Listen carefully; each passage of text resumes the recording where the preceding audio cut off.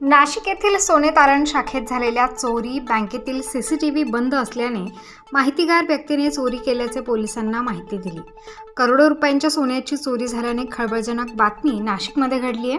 नाशिकच्या सरकारवाडा पोलीस ठाण्यात गुन्हा दाखल करण्यात आला आहे। पोलिसांकडून अधिक तपास सुरू आहे।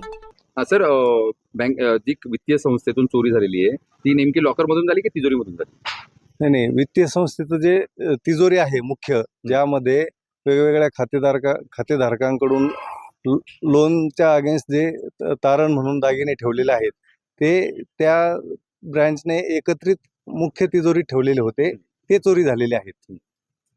मग आता आपण याबाबत काही इंटिमेशन आयसीआयसीआय बँकेला दिलेलं आहे का?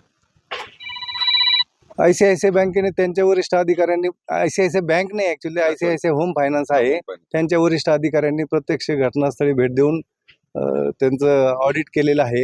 यापूर्वी पण ऑडिट केलेलं आहे। पोलिसांनी त्यांना लूपहोल्स त्यांच्या ध्यानात आणून दिलेले आहेत। तपास वेगवेगळ्या अँगलने चालू आहे।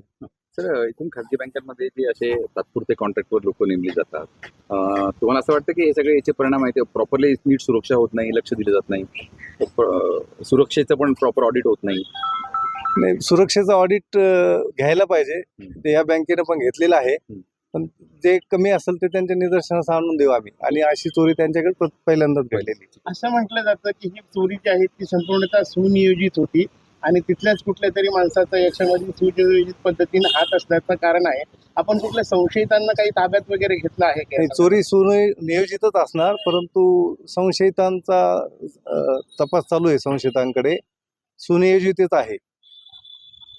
अद्याप कोणाला अटक करण्यात आली आहे का? अटक केलेली नाही, संशयितांकडे तपास चालू आहे। स्टार न्यूजसाठी मोहसिन पठाण, नाशिक।